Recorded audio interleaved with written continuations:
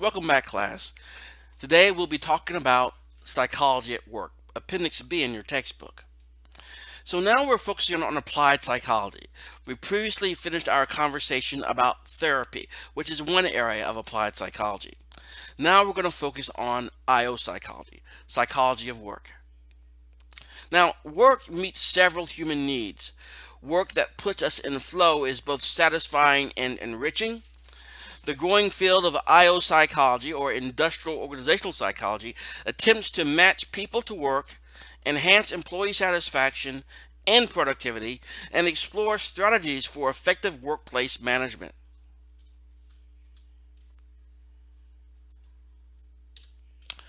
There is a course that we teach here at Fayetteville State University, Psych 350, Industrial Organizational Psychology, which will cover many of the topics that we'll be discussing in this brief presentation today. Here are some of the objectives from that course: to be familiar with the scope and history of IO psychology, be conversant with the legal aspects of employment relevant to IO psychology, be aware of the importance of key tasks and functions normally executed by industrial organizational psychology professionals, and be familiar with the various research methods, tasks, tools, and processes employed by IO psychology professionals. Now, work for us is important. It's particularly important in the United States of America. It is part of our culture. For most people, work is life's biggest single waking activity. Most of the time when we are awake, we will be working. To live is to work. Work helps satisfy several levels of need identified in Abrams Maslow's hierarchy of needs. Work supports us, work connects us, work defines us.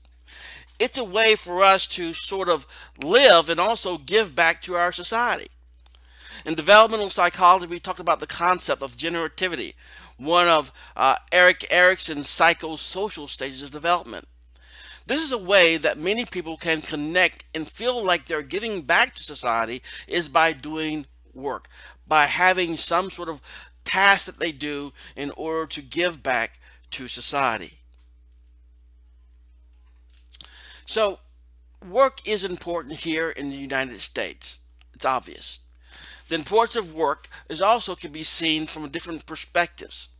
Some view their work simply as a job, an unfulfilling but necessary way simply to make money, to make ends meet, to live. Others view their work as a career, where you have an opportunity to advance from one position to a better position given time, training, and experience.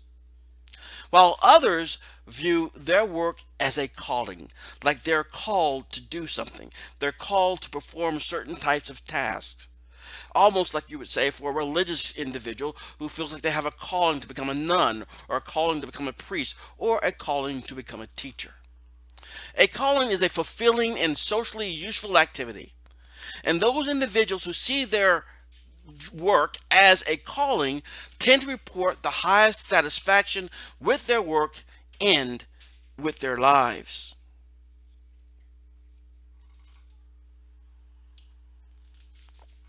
Now we have the concept of flow, which can happen at times when people are really engaged in their work and really enjoy what they're doing. Csikszentmihalyi developed this idea of flow, a completely involved, focused state of consciousness with diminished awareness of self and time resulting from optimal engagement of one's skills. For example, have you ever been, sometimes you may refer to this as being in the zone, have you ever been doing some sort of particular task and all of a sudden you get out of doing the task and you realize 4 or 5 hours have elapsed? You've gotten yourself lost in the joy of the work that you're doing.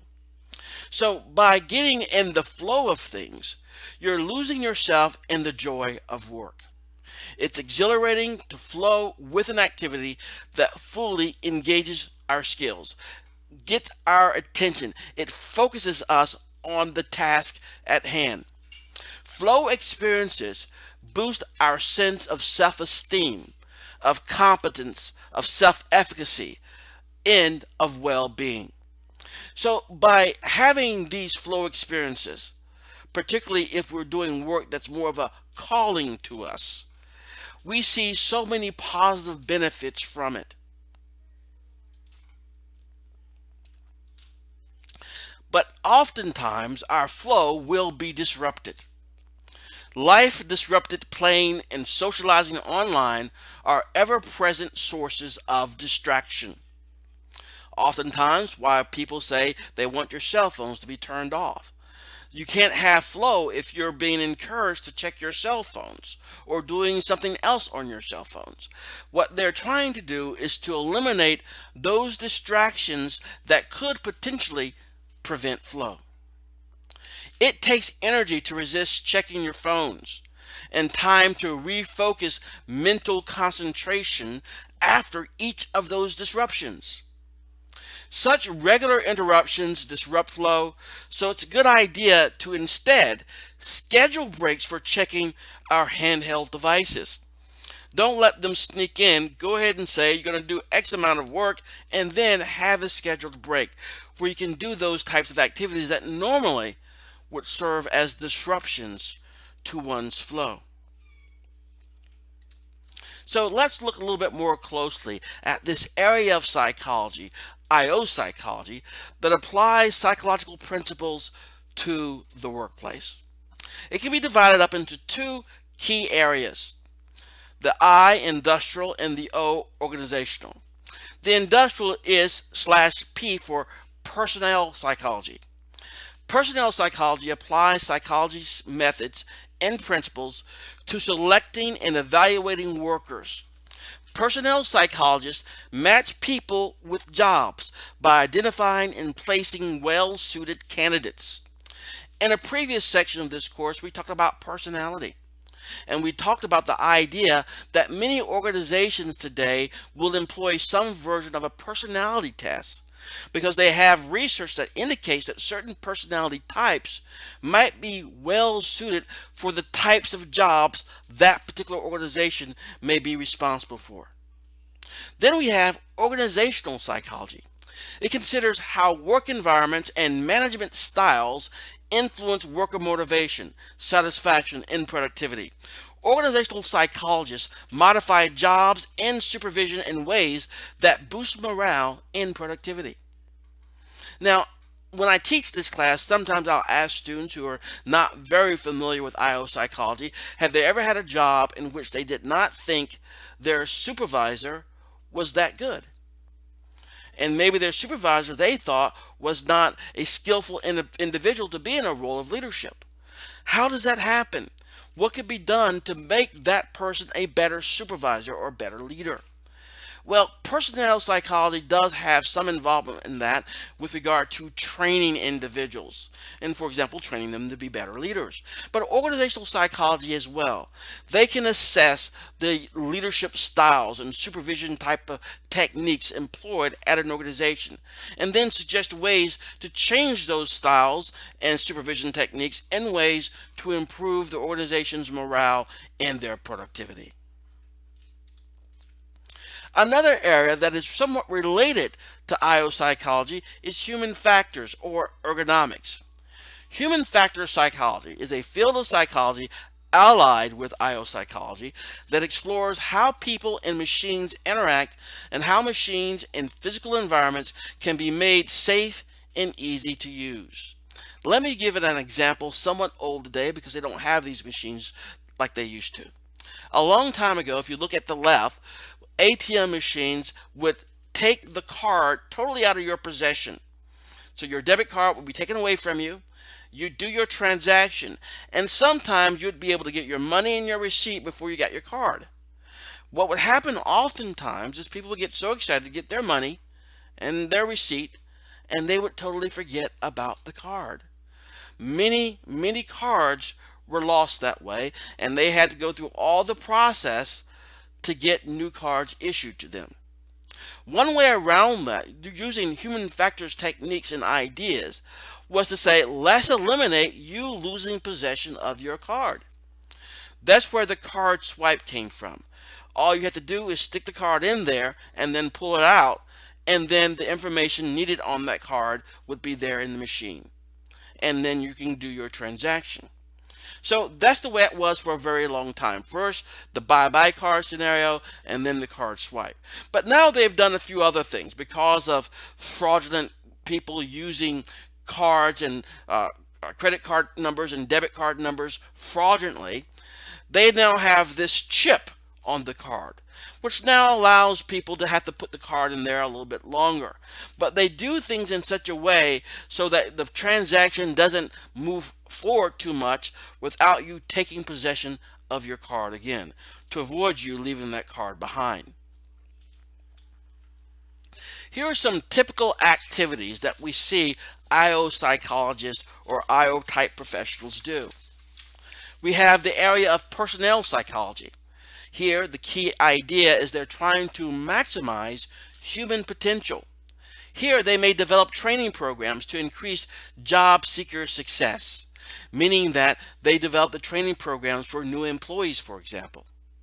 Selecting and placing employees, they will develop the systems, the assessment tools to attract, that is, recruit, test, evaluate the potential candidates for a position before they are selected.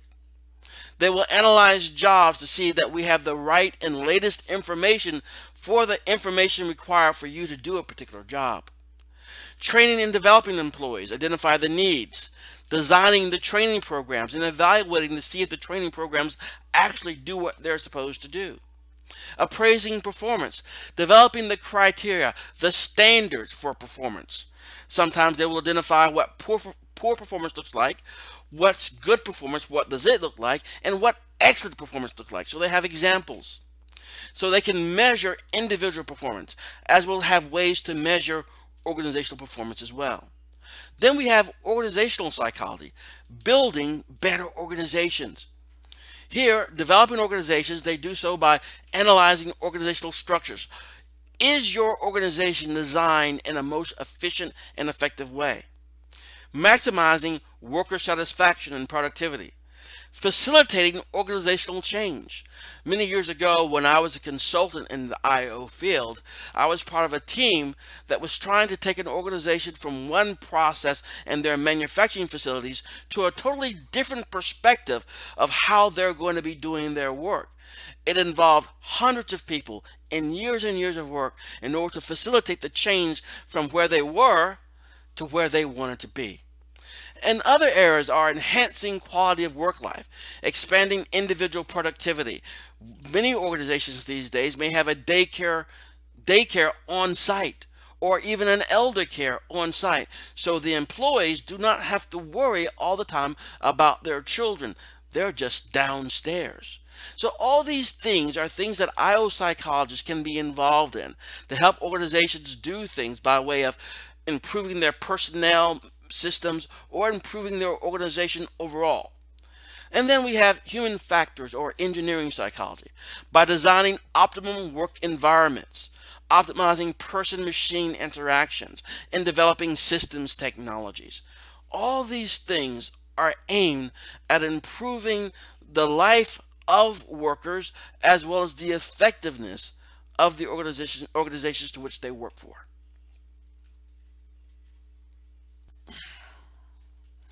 Now, let's look at some of the details. In personnel psychology, psychologists can assist organizations at various stages of selecting and assessing employees. They may help identify needed job skills, decide upon selection methods, recruit and evaluate applicants, introduce and train new employees, and appraise their performance. So the idea here is that we want to be able to identify the strengths individuals may have by using selection tools and surveys, and then match their strengths to the work that we have in our organization. And then when they're working in the organization, we should have managing systems which are very positive and supportive of those employees. If you have that in place, then the employees are more likely to be engaged employees. Employees are going to be more satisfied with what they do, more pleased with the colleagues they work with, and pleased and happy with their leadership. By doing this, by having these type of engaged employees, then they work harder, they work better, they're more efficient, and they're effective. And this tends to generate loyal customers, growth for the organization, and increased profits for everybody. Now, one of the aspects and one of the tools that can be employed is the job interview. You may have been on a job interview before. Now, of course, when you're getting interviewed, it can be a time of great stress, actually. Okay, but the idea is that when we are getting interviewed, we are judging people. We are having their first impressions making an impact on us. We are trying to avoid selecting the wrong person for a particular job. Well, there are two basic types of interviews that could be conducted. We have the traditional unstructured interview, where you have an individual who says, come on in, we'll have a job interview today at 2 o'clock. And this individual who's going to be doing the interview, maybe they don't make any preparation for the interview whatsoever. They don't have any real list of questions for that interview either. The person shows up to be interviewed and you just play it by ear. You wing the interview. You talk with them and get a good feel for who they are.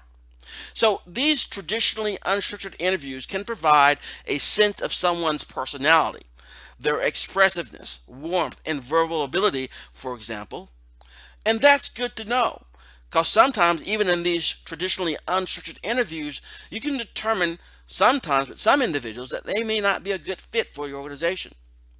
But these informal interviews can also give interviewees considerable power to control the impression they are making in the interview situation. For example, some people who are very skilled, they can put on a good front because you're really not asking targeted questions. And so they may do a good interview, but may not be the type of individual the organization really needs. Also, there's another issue too. In an interviewing scenario, there are certain types of questions that should not be asked. They could be inappropriate or even illegal questions. As the interviewer, the person who's part of the company, and you're interviewing a potential employee, you should be only asking them questions that are relevant to their capability to do the job.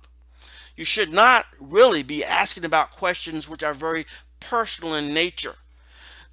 The idea is that you don't want to be, somewhat distant from the person, but at the same time, you need to be very cautious because some questions can be asked and those questions may not be germane or relevant to how well the person can do the job. So you should be cautious about that.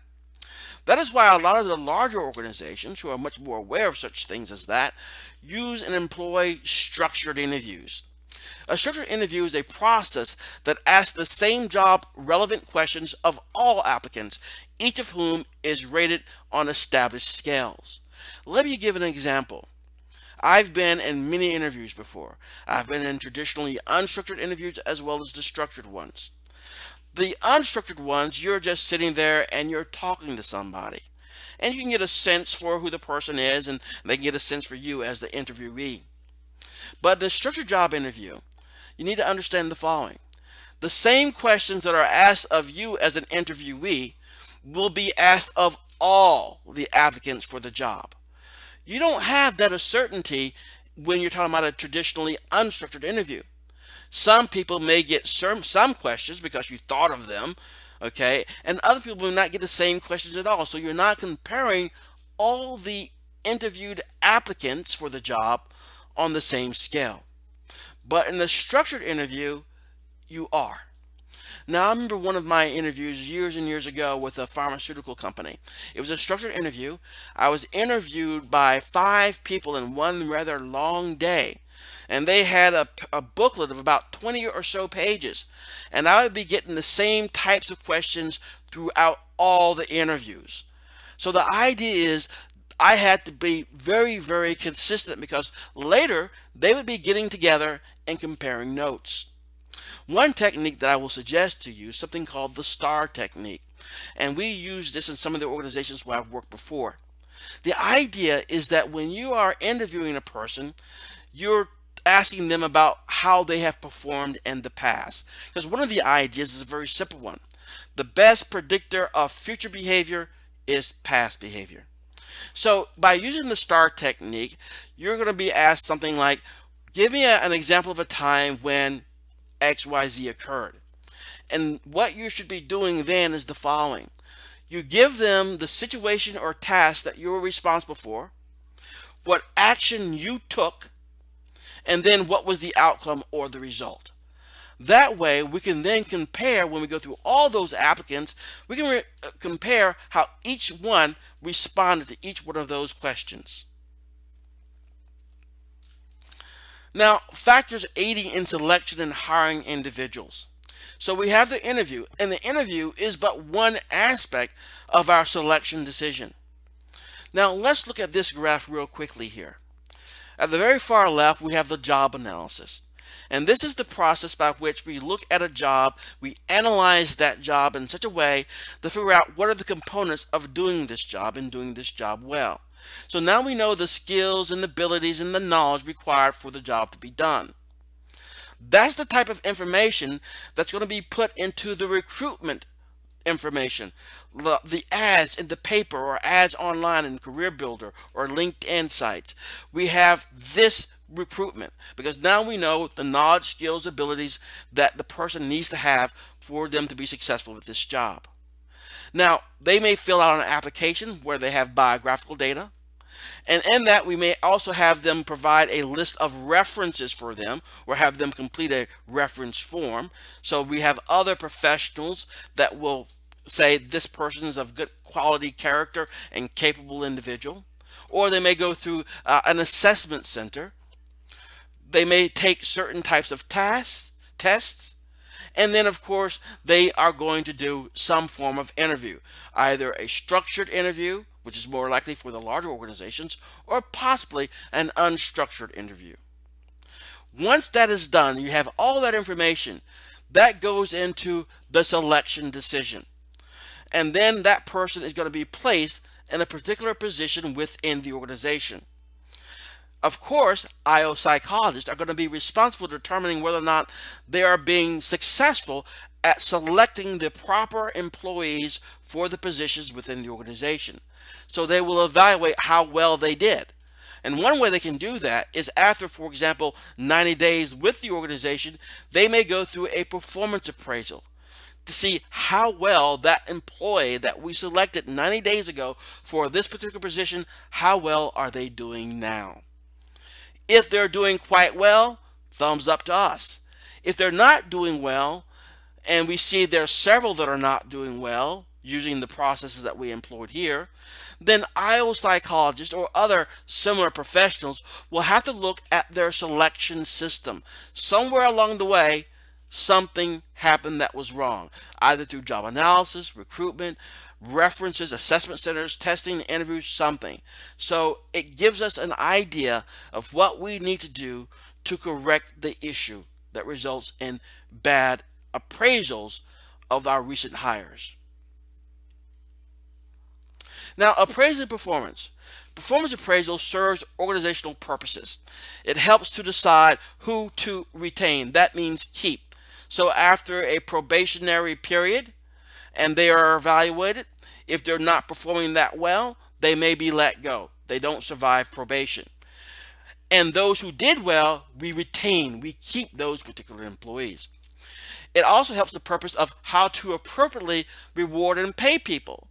When the organization does well in a particular quarter and you want to give raises, you probably want to give raises to the people who performed most well and not those who did not perform well in that previous year.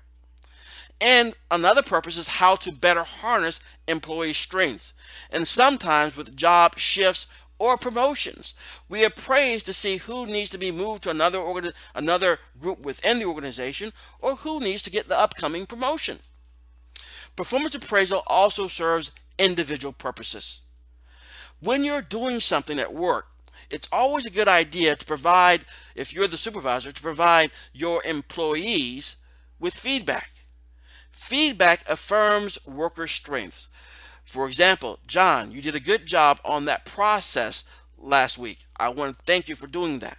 So John knows that they are doing well when it comes to that particular process. And it helps motivate areas in need of improvement. Teresa, you could work a little bit better on the T1 process. Let me show you how this could be done. So now they know they need to work harder on the T1 process. So feedback is going to be a very important aspect of this, and that is what appraising performance does. Now, of course, no one really likes to have their performance appraised. It's a time that you're going to be critically assessed potentially.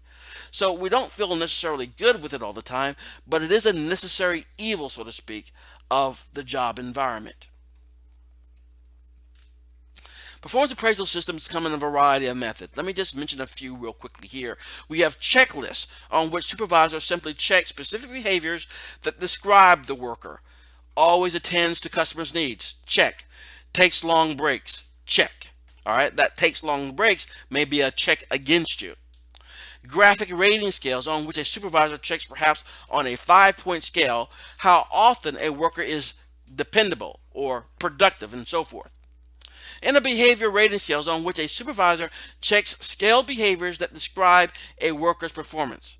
If a rating the extent to which a worker follows procedures, the supervisor might mark the employee somewhere between often takes shortcuts and always follows established procedures.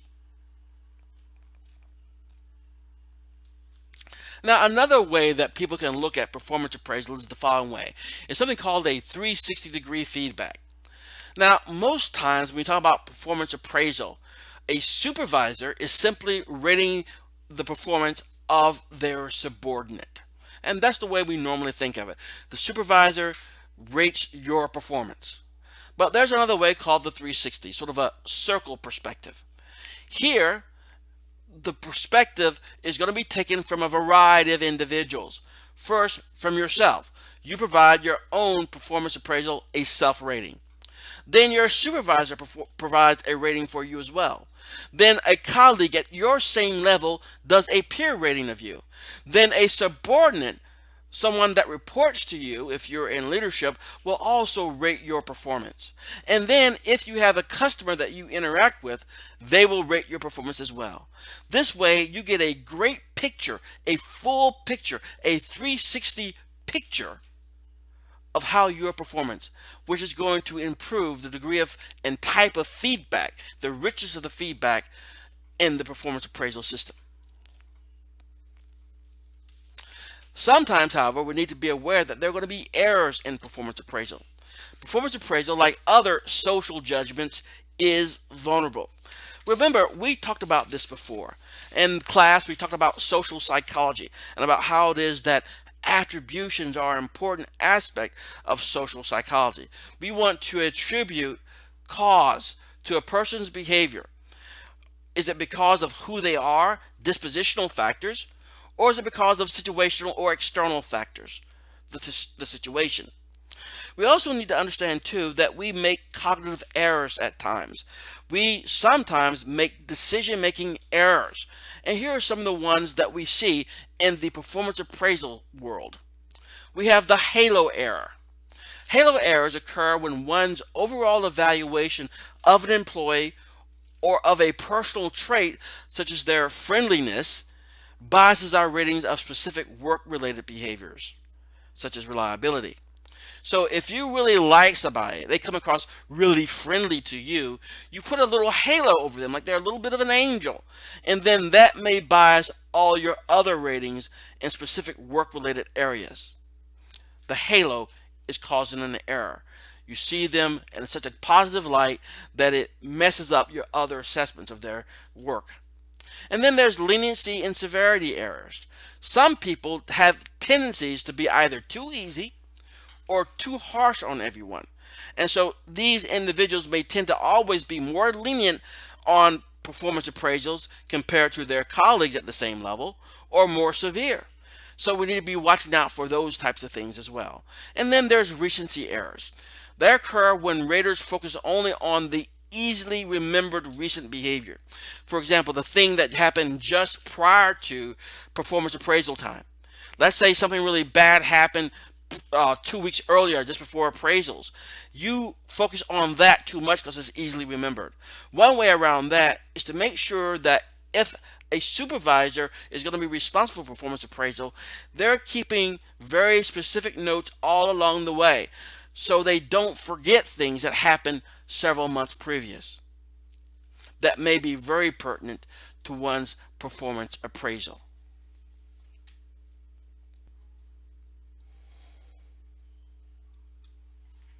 Now, let's look at organizational psychology.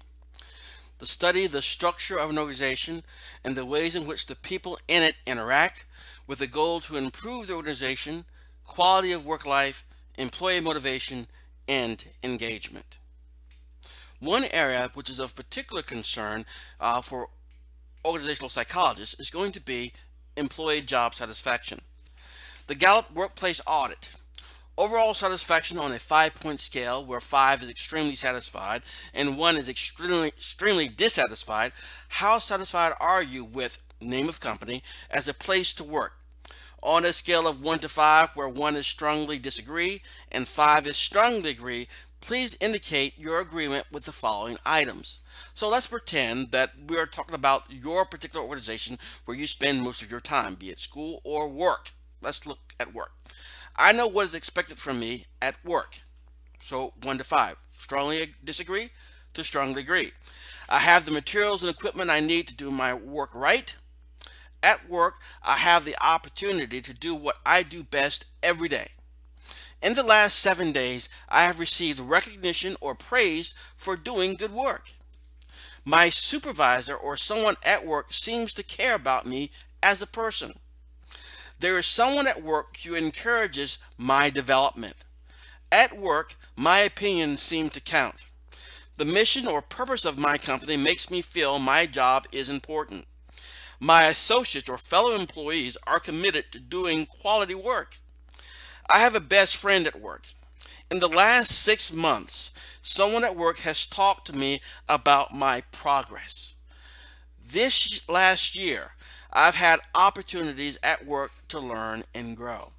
So if you respond more strongly agree area for most of these types of items, then this would indicate an individual, an employee that has or tends to have higher job satisfaction. And there are a few positive things that happens with individuals who are satisfied with their job.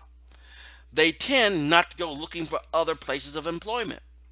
So we don't have to worry about them quitting. Attrition is not a particular issue. They tend to work harder than those individuals who are not satisfied with their particular job situation. So by looking at this, organizations can judge their levels of job satisfaction of their employees.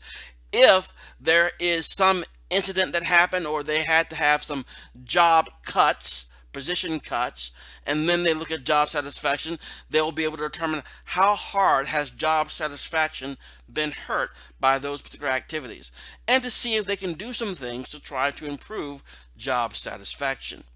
It's not always that a satisfied employee is going to be a happy employee, but it does help. Now, the other aspect of great importance to organizational psychologists is managing well, or leadership. What are some effective leadership techniques? Every leader dreams of managing in ways that enhances people's satisfaction, engagement, and productivity and their organization's success. Effective leaders harness job relevant strengths. They help to set goals and choose an appropriate leadership style given the situation they're currently in. They set specific and challenging goals. That's why leaders normally, when they're up in front of their teams, they may paint a picture of where they want the organization or the team to go and set specific goals, usually very challenging goals, to get them there. Now, depending on the situation, they will choose specific leadership styles that help them out. Task leadership is goal-oriented leadership that sets standards, organizes work, and focuses attention on those goals. Task leadership. Then there's social leadership. This is group-oriented leadership that builds teamwork, mediates conflict, and offers support. Now, we talked about this in a previous chapter when we looked at gender differences. There tends to be some gender differences. And remember, when we talk about gender differences, differences between men and women, males and females, it's not to say this is the case for every single male or every single female. These are just some tendencies that we have seen. Men tend to be more task-oriented in their leadership styles, whereas females tend to be more social leadership oriented in their leadership styles. So both of them can be very effective leadership types of approaches. But again, we need to see there are other factors that are going to be involved in being a very successful leader. But being knowledgeable of the things that influence leadership is going to be one of the key areas as well. And that is what IO psychologists do to a large extent. They develop the training to aid individuals to become the best leader they can with their particular style and their particular capabilities. Human factors. We talked about this briefly earlier. Human factors in safe landings, advanced cockpit design, and rehearsed emergency procedures aided pilot Chelsea Sully Sullenberger when in January 2009, Sullenberger's instantaneous decisions safely guided his disabled airplane onto New York City's Hudson River, where all 155 of the passengers and crew were safely evacuated. So let's talk about this a little bit here. What is involved in this accomplishment, which is a wonderful accomplishment? First of all, we need to understand that the person, the pilot, Sully, was selected to be a pilot. He was hired using selection systems that looked at a variety of factors, looking at the references, going through job interviews, possibly even putting them through sample tests to see how they perform in certain areas. Then also, they were trained properly. That's why they always have training procedures, training classes, as well as emergency drills to practice things. Of course, when people go through emergency fire drill and all this type of stuff, people will sometimes complain it interrupts their work. But there could be a situation that happens where one day it saves their life. One day there is a fire, and their training, those drills, help them get out safely. So in a very similar way, human factor psychology, the design of where buttons are, and the training that goes on via IO psychology, and the selection systems for getting pilots like Sully Sullenberger, they all come together to aid in situations like this. When there is an emergency, there are things in place to help protect the employees and protect the customers. And finally, I just want to give a little preview of some other areas of applied areas of psychology. Community psychologists move beyond focusing on specific individuals or families and deal with broad problems of mental health in community settings.